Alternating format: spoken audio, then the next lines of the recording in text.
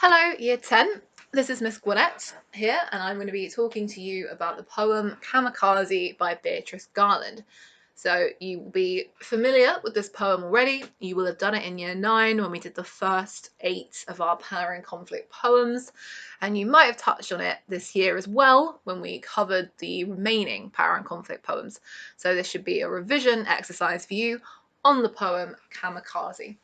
So in this little session, I will be taking you through a bit of the context behind the poem, some of the big ideas in the poem, and then I will also be taking you through stanza by stanza the sort of language, the structure, the techniques that the poet Beatrice Garland is using in the poem and how they can help us sort of work out and to analyze and to talk about those big ideas in the poem.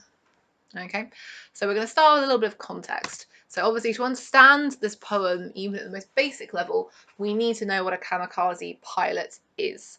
All right, so there's some information about that for you on the screen. So as we can see, I'm just going to read this out. Kamikaze pilots were military aviators from the Empire of Japan who carried out suicide attacks against Allied naval vessels in the closing stages of the Pacific campaign of World War II. So where it says military aviators, it just means they're the people that fly the planes. And the Allied naval vessels, we're talking about ships. Okay, so essentially they would fly their planes into the enemy's ship.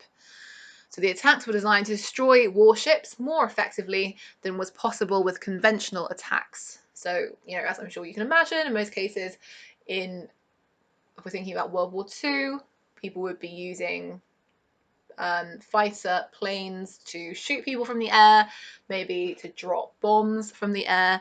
But for a kamikaze pilot, the idea is that the whole plane and the pilot becomes the weapon. So they might still be shooting or bombing from the plane initially, but afterwards they would then, instead of just flying back, they would sort of finish it off by then flying their plane into, in this case, the enemy ships. During World War II, about 3,860 kamikaze pilots were killed, and about 19% of kamikaze attacks managed to hit a ship. So that's, if you like, the sort of the practicality, the logistics of being a kamikaze pilot.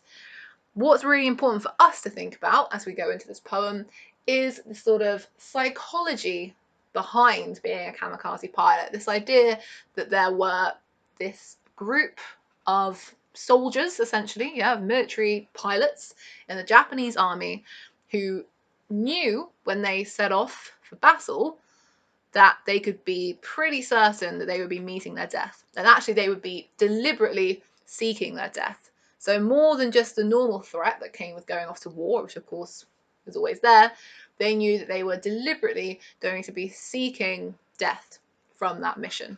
And we're going to think about the thinking behind that, because it might be perhaps not exactly what you would expect and a little bit surprising. So if we have a look at this quote here, so this is from a real-life kamikaze pilot from Japan who served in the Second World War, who survived, obviously, which, was possible. It's not a sort of certain death. Even if they did crash the plane, there's luck, there's chance. People did sometimes survive. And what he has to say about his role as a kamikaze pilot is the people who died did so willingly. I thought at the time it was really bad luck to survive. I really wanted to die with them. So that's a really interesting point of view, isn't it? And it's perhaps not the one that we might expect. So it's important that we understand this concept of being a kamikaze pilot was considered to be a very great honor in Japanese culture at this time. And by extension, the idea of dying for the country, dying to protect the nation, dying to further the cause of the nation was seen as a great honor, to the extent to which our pilot here, felt unlucky to have survived his role as a kamikaze pilot. He envied the other men in his division who did have that honor, that they had sacrificed their life for their country. And we can link that to where the actual word kamikaze comes from. So the combination of this kami and kaze basically translates to this divine wind. Okay, and I think we can kind of see where that idea might come from. So the idea of the wind is obviously that the plane itself, the movement of the plane onto the boat.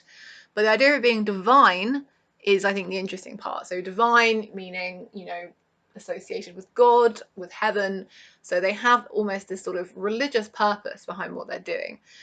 So these pilots, it would seem in most cases, very genuinely believe in what they're doing. They want to be a kamikaze pilot. Obviously, from this quote, that seems to be the case. They are sort of honoured to have the opportunity to give their life for their country. And again, I'm going to say in most cases, because when we have a look at the poem, we will see a kind of a countering point of view to that. But that is the culture, okay? So for kamikaze pilots themselves, many of them felt that they would die willingly for Japan. In Japanese culture more broadly, people obviously had a great deal of respect for kamikaze units, again, because it felt that they were doing something really honourable for the country. So before we have a read over of the poem, these are just three sort of themes, if you like, three ideas that I would like you to keep in mind when we are reading the poem. And I would like you just to think about what questions does the poem kind of ask us about these ideas. So you've already heard me talking about honour.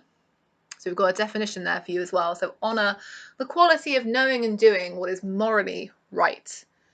And now obviously the idea of something being morally right is very interesting, because we might feel very sure that we know what is morally right and what is morally wrong. But there will be different cultures and different time periods that will have completely different ideas to us. So, you know, how can we ever really know if something is morally right or not? The only thing we can really measure it against is what's going on in our society.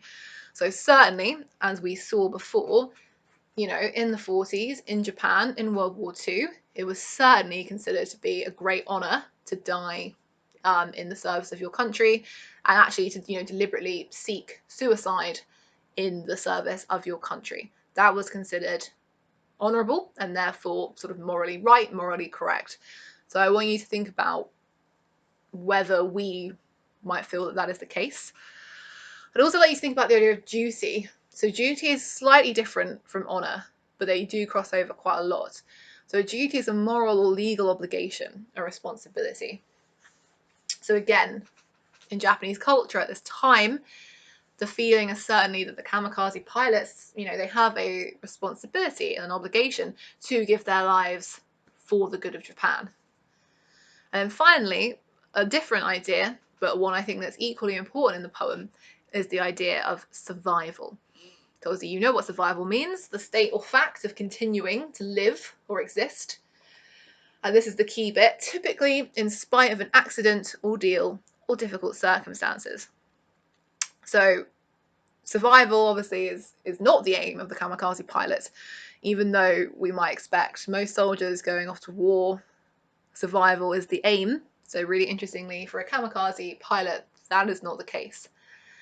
And I think you might want to think about, I'm sure, you know, we've all heard sort of incredible or sometimes horrifying stories of what human beings in extreme situations will do to survive. And it's, I think, you know, a pretty commonly held opinion that human beings are sort of biologically hardwired to seek survival, you know, even at quite extreme lengths or extreme costs. People, it would seem in a lot of cases, will really kind of try and do anything to survive. So it's interesting, isn't it, that the kamikaze pilot idea completely contradicts that. It's asking someone to deliberately seek death in order to aid and protect and further the cause of their country.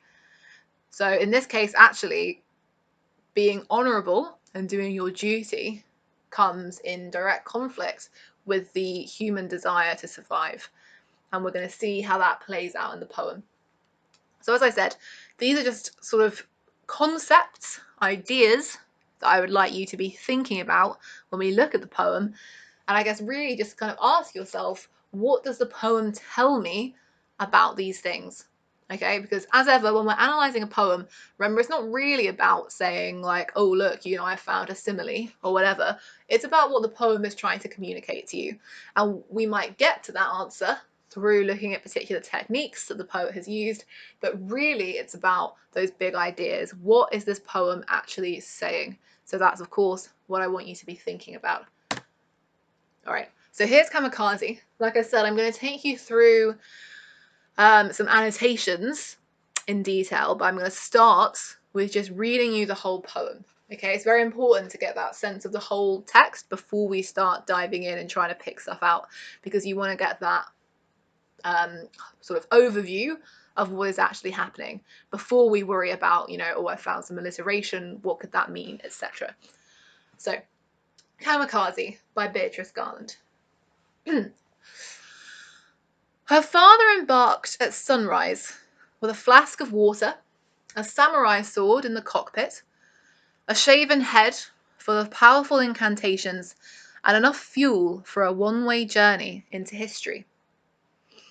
But halfway there, she thought, recounting it later to her children, he must have looked far down at the little fishing boats, strung out like bunting on a green-blue translucent sea, and beneath them, arching in swathes like a huge flag waved first one way, then the other in a figure of 8, the dark shoals of fishers, flashing silver as their bellies swiveled towards the sun, and remembered how he and his brothers, waiting on the shore, built cairns of pearl-grey pebbles to see whose withstood longest the turbulent inrush of breakers, bringing their father's boat safe, yes, grandfather's boat, safe to the shore, salt-sodden, awash with cloud-marked mackerel, black crabs, feathery prawns, the loose silver of whitebait, and once a tuna, the dark prince, muscular, dangerous.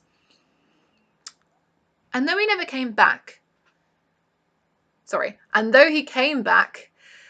my mother never spoke again in his presence, nor did she meet his eyes, and the neighbours too. They treated him as though he no longer existed. Only we children still chattered and laughed, till gradually we too learned to be silent, to live as though he had never returned, that this was no longer the father we loved. And sometimes, she said, he must have wondered which had been the better way to die. So a fantastic poem, I think, really is one of the best ones in the Parrot and Conflict collection.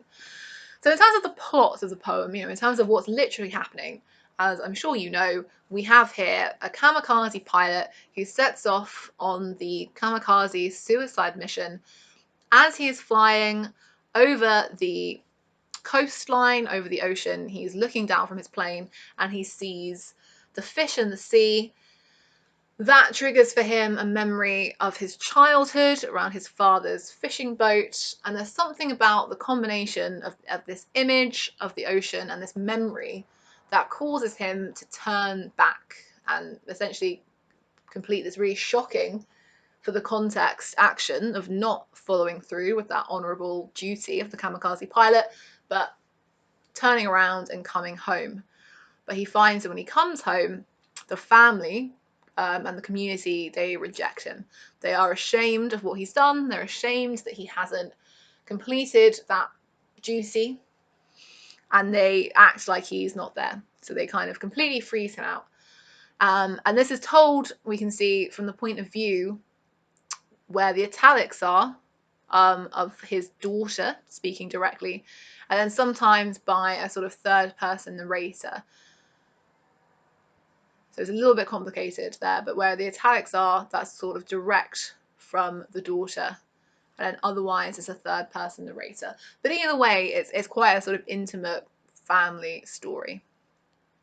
Okay, so I'm going to take you through now to the poem in a few sections and just draw your attention to a few things that we might want to annotate, a few things that we might want to analyse in detail in the poem.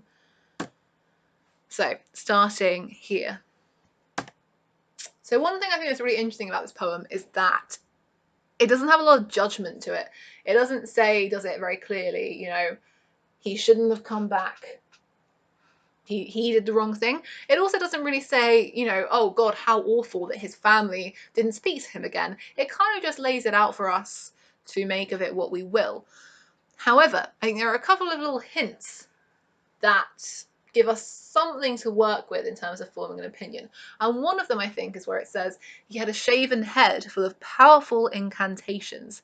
So what is an incantation? Well, it's sort of like a spell. And I think that's sort of asking the question of, you know, what exactly has convinced him to go through with this mission?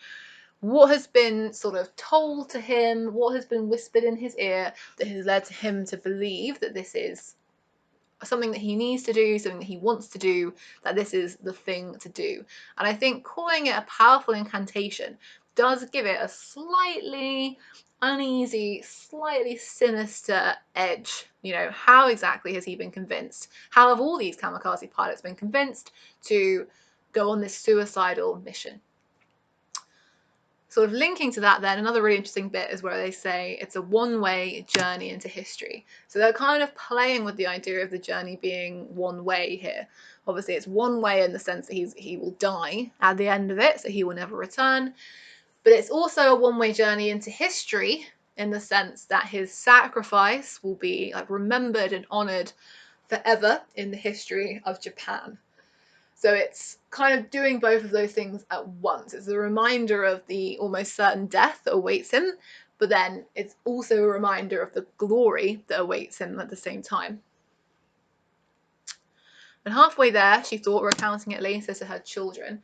So here, when we get that little touch, she thought, recounting it later to her children, it introduces the idea this is a sort of personal story of a family. We get that kind of intimacy through that line.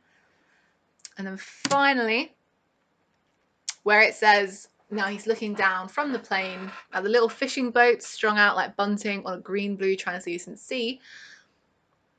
You know, the poet is really kind of laying on this very peaceful, natural imagery. And that's, I think, really contrasts with this idea of war and conflict and battle and death that the pilot is experiencing. Think how especially sort of calming and soothing this image of the fishing boats, you know, bobbing around like bunting, something celebratory as he's in the plane. I think we can see why that scene might be sort of particularly attractive to the pilot at this time. Which leads us on to this, that when he's looking at the fish and their movement in the sea, he imagines it being like a huge flag that's waving one way and the other. And I think this is a really interesting bit of the poem because, you know, if there is a flag waving back and forth on the ground, it's like something that's trying to get his attention, right? Or something that's kind of calling to him. It's even, if we think about planes, something that might be used to call a plane into land. So it seems like the natural world is almost signaling to him to come back. Or, to look at it slightly differently, it might be that he is sort of reading in to the natural world that it wants him to come back. Maybe even he's sort of seeing what he wants to see, right? A reason to return. He feels that nature is kind of calling to him. And it also says that the figures, the fish, are moving in a figure of 8. Now, figure of 8, you know, on its side is that infinity symbol. Okay, and I think here there's a popular interpretation of the poem that we get a hint of that idea of kind of inescapable destiny. So something with no beginning, no end. He seems to be destined for death. Now, obviously, his actions in the poem are an attempt to escape that destiny, but considering what happens at the end, and this idea of which has been the bare way to die, it's almost as if that destiny finds him anyway. So he thinks he's sort of escaping death, but actually he just experiences a different kind of it when he gets home. And then this is a sort of a point just generally about this section of the poem. If we think about what this means, this fact that he's looking at the fish and then he remembers this childhood memory, you know, this really quite sort of simple, everyday childhood memory, just him and his brothers. They're just sort of essentially playing on the beach, waiting, and then helping their father bring his fishing boat back in. So it's a sort of a precious memory, but it's still quite an everyday memory. But in its simplicity, I think it sort of hints at the sort of the richness and the meaning that is to be found in human life. And that is not something that is easy to throw away. So if we think about the idea of survival in the poem, even something, again, quite everyday, like this little memory that he's having, suddenly seems to be very important, and suddenly seems to be a reason why survival is very precious and is something that he wants to hold on to. And then this bit about the father's boat, I think we can even look at in a bit more detail. And I know I keep saying this, but this also I think is particularly interesting. This idea that the father's boat, they help the father's boat come back. You know, the pilot's father, has gone out fishing, he has left, and now he has come back safe to the shore. And I wonder if there's almost a hint of envy from the pilot here as he remembers that, you know, what did victory or something, or duty look like to his father? It meant returning to his family with his load of fishing, you know, safe to the shore. But now, for this pilot, duty and honour apparently means, you know, never returning to his family ever again, not coming back safe to the shore. He is being asked to die in service of his country. Whereas in his memory, he's remembering the joy of having his father return to him, knowing that his father was safe. And I think there's a real deliberate contrast between the image of the kamikaze pilot being asked to fly away from his country and die, and the image of his father, the fisherman, coming back to the country, coming back to land and being safe. And then again, we just have the really kind of rich nature imagery of all the fish that the father has caught. And then we get the final section of the poem where we learn about the fate of the pilot. So here we have the section that shows the shame that the family felt and that the whole community felt, the neighbours felt, at the pilot's return. So this idea that, you know, she, that's the pilot's wife, the speaker's mother here, nor did she meet his eyes, and the neighbours too, they treated him as though he no longer existed. So people are essentially kind of looking right through him. They're treating him as if he were a ghost, as if he were dead. And perhaps we get the idea that they sort of wish that he was, and they feel that he should be, because he should have sacrificed his life for the honour of the country. And that's a little interesting contrast, I think, almost a little interesting tension, where it says, only we children still chatted and laughed, till gradually we too learned to be silent. And again, I think, as I said earlier, this is quite an impartial poem, but here again, I think you get a little sense maybe of a hint of some kind of judgment. You could read it as, if they had to learn to be silent, then perhaps it's not a natural reaction. Perhaps it's not the right reaction to suggest that they should never speak to him ever again. That's something that the children had to be taught to do. They learned to be silent. But that is quite tenuous, so I think you can kind of argue that if you want, but I wouldn't present it as a fact. And then finally, this kind of amazing last line of the poem, you know, he must have wondered which had been the better way to die. So this is really asking the question, isn't it? Is it better for your memory to live on in honour, or for you, you know, yourself, your actual physical flesh and blood self, to survive? And that is the question that this pilot was wrestling with. He made a choice while he was in the air that he actually felt that it was better for his actual self to survive. But I think at the end of the poem, we get the sense that he had to learn to question that decision that he made, right? After his rejection by his community, by his loved ones. He's kind of left asking himself, did he make the right decision? Should he have completed the suicide mission, or was he right to come home? And I would say that the poem certainly doesn't give us an easy answer to that question, and that's very much open to interpretation, and you can kind of make what you will of that.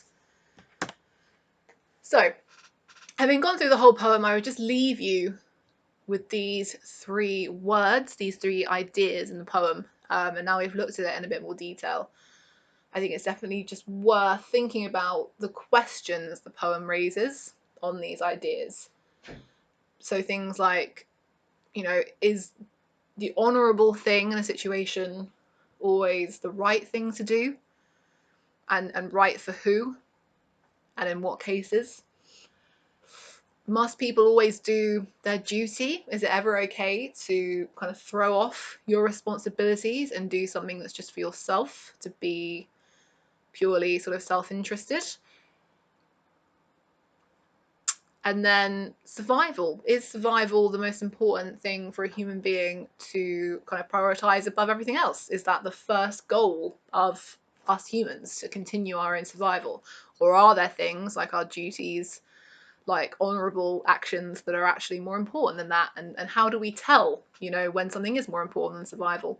And even if we think it is, does that mean that we can actually go through with, in this case, a suicide mission?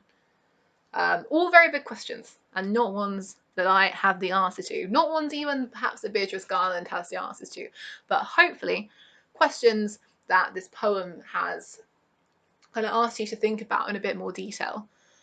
The final thing I will say is just thinking about connections to other poems.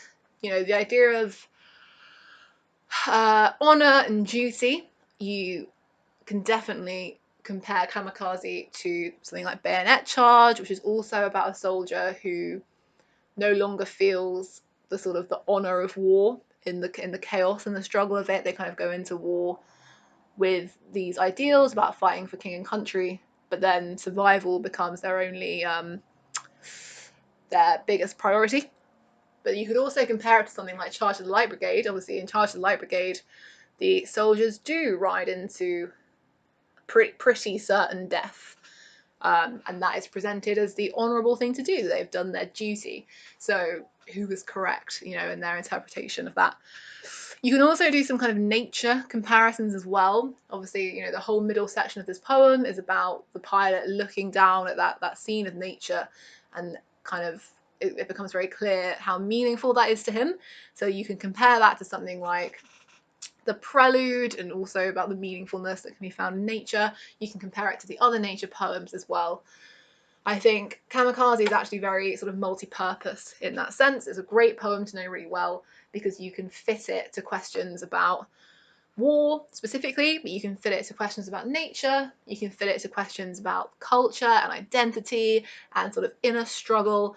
It really can fit with most questions. So a favourite of mine, and hopefully a favourite of yours too. Okay, well, I hope this was helpful.